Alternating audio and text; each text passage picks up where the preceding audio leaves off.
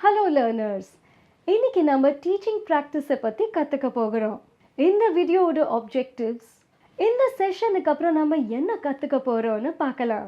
Presentation ஸ்கில்ஸோட முக்கியத்துவம், effective presentation ஸ்கில்ஸை follow செய்கிறது. வாங்க ஆரம்பிக்கலாம். Presentation skills. ஒரு நல்ல டீச்சரா நீங்க வரணும்னா அதுக்கு நீங்க தனி திறமையோட தான் பிறக்கணுங்கிற அவசியமே கிடையாது. மக்களை நேரா பார்த்து பேசுறதுக்கு தனி தைரியம் வேணும்.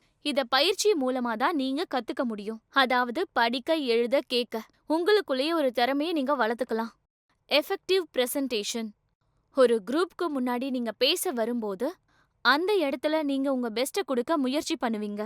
அதாவது வேலைக்கான இன்டர்வியூ, குரூப் டிஸ்கஷன், செமினார் இல்ல லெக்சர் கொடுக்கற மாதிரியான விஷயங்கள்ல திறமைய காட்டலாம். இந்த மாதிரி பிரசன்டேஷன் கொடுக்கும்போது கொஞ்சம் நர்வஸா இருக்கும். இது சகஜம்தான். இதுக்கெல்லாம் நீங்க கவலைப்பட வேண்டிய அவசியமே இல்ல. கொஞ்சம் கேர்ஃபுல்லா இருந்தா எல்லாத்தையும் உங்களால கண்ட்ரோலுக்கு கொண்டு வர முடியும். அதுக்காக நீங்க இதை செய்யணும். பிரசன்டேஷனை பிளான் பண்ணிக்கணும், சிஸ்டமேட்டிக்கா செய்யணும், உங்ககிட்ட இருக்கிற விஷயத்த அனலைஸ் பண்ணணும், பிரசன்டேஷனுக்கு ரெடியா இருக்கணும். நீங்க சொல்ல போற விஷயத்துக்கு ஆதாரத்தை காட்டணும். நீங்க சொல்ல வந்ததை உறுதியாவும் சொல்லலாம், ஆதாரத்தோடும் காட்டலாம். ஆனா பிரசன்டேஷன் நல்லா இருக்கணும். Oral presentation. Good afternoon class. நீங்க எல்லாரும் டிரான்ஸ்ஃபார்மரை பத்தி கேள்விப்பட்டிருப்பீங்க. உங்கள பல பேர் டிரான்ஸ்ஃபார்மர்ஸை பார்த்து கூட இருப்பீங்க. சில டிரான்ஸ்ஃபார்மர்ஸ் வெளியில அவுட்டோர்ல இருக்கும், சிலது வீட்டுக்குள்ளேயும் நீங்க பார்க்கலாம். சின்ன டிரான்ஸ்ஃபார்மர்ஸ் எப்பவுமே வீட்டுக்குள்ள தான் இருக்கும். உங்கள பல பேர் அதை பார்த்திருக்கலாம். சின்ன டிரான்ஸ்ஃபார்மர்ஸ் ஸ்டெபிளைசர்ஸ் கூட கனெக்ட் ஆகும். பலவிதமான டிரான்ஸ்ஃபார்மர்ஸ் உண்டு. இன்னைக்கு டாபிக் டிரான்ஸ்ஃபார்மர். இன்னைக்கு நான் உங்களுக்கு டிரான்ஸ்ஃபார்மர்ஸோட பார்ட்ஸை பத்தி சொல்லிக் கொடுக்க போறேன். அதோட பார்ட்ஸை பத்தி இன்னைக்கு நாம ரொம்ப தெளிவா இந்த கிளாஸ்ல பார்க்கலாம். எப்படி செயல்படுதுங்கிறத பத்தியும் பார்க்கலாம். அதோட பயன்பாடுகளையும் கத்துக்கலாம். சரியா? சோ இன்னைக்கு நம்மளுடைய டாபிக் டிரான்ஸ்ஃபார்மர். வாய்ஸை மாடுலேஷன் பண்றது ரொம்ப முக்கியம். ஆனா இதை யாரும் அவ்வளவா கண்டுக்கிறதே கிடையாது. நம்ம பேசுற வாய்ஸை வச்சு ட்ரெயினிஸ் எங்கேயுமே பார்க்க கூடாது. குரலாலேயே நீங்க அவங்கள ஈர்க்கணும். நீங்க ஒரே மாதிரி டோன்ல பேசுறத நீங்க தவிர்க்கணும். ஏன்னா கேக்குறவங்களுக்கு கொஞ்ச நேரத்துல போர் அடிக்கும். உங்க குரலை சரியான வால்யூம்ல வச்சுக்கோங்க. ஸ்லோவாவும் பேசக்கூடாது, சத்தமாவும் பேசக்கூடாது. பேலன்ஸ்டா இருக்கணும். ஃபாஸ்டா பேசாதீங்க, ஸ்லோவாவும் பேசாதீங்க. ஃபார்மல் பிரசன்டேஷனுக்கு அப்புறம் ட்ரெயினிஸ் கிட்ட கேள்வியை கேட்டு அவங்க கிட்ட இருந்து பதில வாங்குறதுக்காக 10 to 15 மினிட்ஸ் உங்ககிட்ட இருக்கும். நீங்க பிரசன்டேஷன் பண்றதுக்காக ஆடியன்ஸ் கிட்ட கேட்க வேண்டிய கேள்விகள் இருக்கும். இல்லனா அதிகமா அவங்க தெரிஞ்சுக்கவும் ஆசைப்படுவாங்க. தாராளமா கேள்வி கேட்கலான்னு சொல்லுங்க. அவங்கள எழுந்து நிக்க சொல்லி அவங்க யோசிச்சு பதில் சொல்றதுக்கு ஒரு சந்தர்ப்பத்தை கொடுக்கறது நல்லது. அவங்க கேக்குற சந்தேகம் எல்லாருக்கும் தெரியும்படியா இருந்தா நல்லா இருக்கும். அந்த சந்தேகம் நல்லா இருந்தா அதை நீங்களும் ஒரு தடவை எக்ஸ்பிளைன் பண்ணா நல்லா இருக்கும். அதோட புரியும்படியா நீங்க எல்லாருக்கும் புரிய வைக்கணும். இதனால கேள்வி கேட்கறவங்க தைரியமா கேள்வியை கேட்பாங்க. ஒருத்தவங்க கேள்வி கேட்டா அவங்க அந்த கேள்வியை முழுமையா கேட்கற வரைக்கும் விட்டுருங்க. குறுக்க பேசாதீங்க. கேள்வி கேட்கறவன உன்னிப்பா கவனிங்க. அவங்க சொல்றத உற்சாகமா கவனிக்கணும். அவங்க கேக்குறது என்ன மாதிரியான கேள்வின்னு புரிஞ்சுக்கோங்க. அதுக்கேத்த மாதிரி பதில் சொல்லுங்க. அதுக்கு நீங்க உங்களை தயார்படுத்திக்கணும். அப்பதான் கேக்குற கேள்விக்கு பதில் சொல்றதுக்கு உங்களுக்கு ஈஸியா இருக்கும். Here are the teaching practice skills related to presentations. 1. Lack of continuity. Ideas or informationsக்கு நடுவுல கேப். அந்த ஸ்டேட்மெண்ட் பழசு கூட கொஞ்சம் கூட சேராம இருக்கணும். பிளேஸ் அண்ட் டைம் கூட எந்த ஒரு கனெக்டிவிட்டியும் இல்லாம இருக்கணும். அர்த்தம் இல்லாம பேசுறது.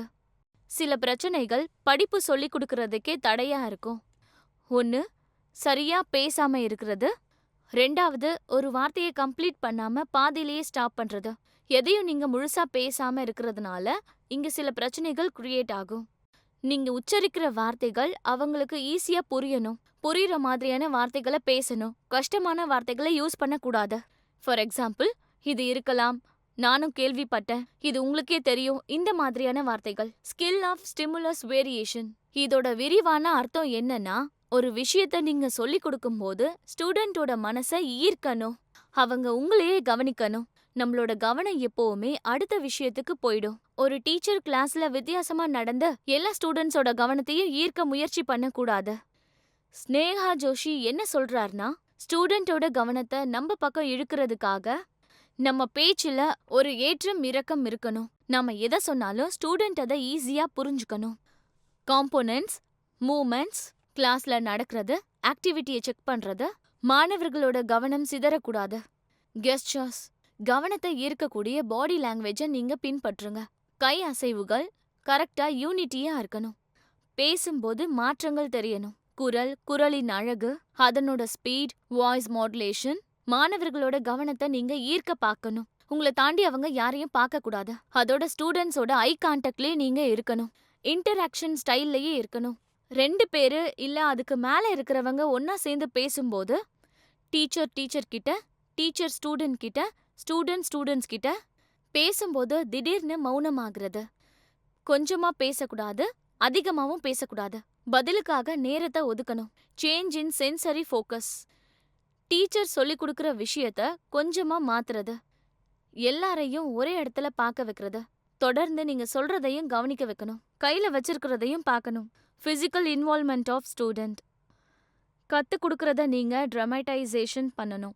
உதாரணத்தை சொல்லி நீங்க புரிய வைக்க முயற்சி பண்ணணும். அதாவது ஏகப்பட்ட எக்ஸாம்பிள்ஸை காட்டி ஏதாவது ஒரு எக்ஸாம்பிள சொல்லி கஷ்டமான விஷயங்களை கூட நீங்க ஈஸியா புரிய வைக்கணும். அதாவது ஸ்கில்ஸ்ன்னு நான் எதை சொல்றேன்னா, கஷ்டமான விஷயங்களை கூட ஈஸியா புரிய வைக்கிறது தான் அது. சொல்லிக் கொடுக்கறத புரிய வைக்கிறதுக்கு பிராக்டிக்கல் மெத்தடையே நீங்க பயன்படுத்தலாம். அற்புதமான உதாரணங்களை நீங்க அவங்க கிட்ட சொல்லலாம். நீங்க சொல்லிக் கொடுக்கறது அவங்களுக்கு புரியும்படியா இருக்கணும். சரி, இதுவரைக்கும் நாம என்ன கத்துக்கிட்டோம்னு ஒரு தடவை பார்த்துடலாமா? எஃபெக்டிவ் பிரசன்டேஷன் மூலமா பல விஷயங்களை நம்மளால ஈஸியா கத்துக்க முடியும். அதுக்காக நீங்க தயாராகணும், அதை சரி பண்ணணும், அதுக்காக நீங்க ரெடியா இருக்கணும். குரலை மாத்தி பேசுறதுக்கு நீங்க கத்துக்கணும். ஸ்டூடெண்ட்ஸோட கவனத்தை நீங்க ஈர்க்கணும். கேக்குற கேள்விக்கு நீங்க உதாரணத்தோட பதில் சொல்லணும். ஒரு சப்ஜெக்ட சொல்லி கொடுக்கும் போது அதுக்கு கண்டினியூட்டி இருக்கணும். அதை மெயின்டைன் பண்ணணும். அதை தெளிவா சொல்லணும். அதோட கிளாஸ் ரூமை நீங்க உங்க கண்ட்ரோல்ல வச்சுக்கிறதுக்காக உங்களோட திறமை இதுல முக்கியமா தெரியணும். நீங்க இந்த வீடியோவை பார்த்து எல்லாமே கத்துக்கிட்டீங்கன்னு நான் நம்புறேன். திரும்பவும் சந்திப்போம் இன்னொரு இன்ட்ரெஸ்டிங் அண்ட் எக்ஸைட்டிங் வீடியோவோட. அது வரைக்கும் தேங்க்யூ அண்ட் குட் பை.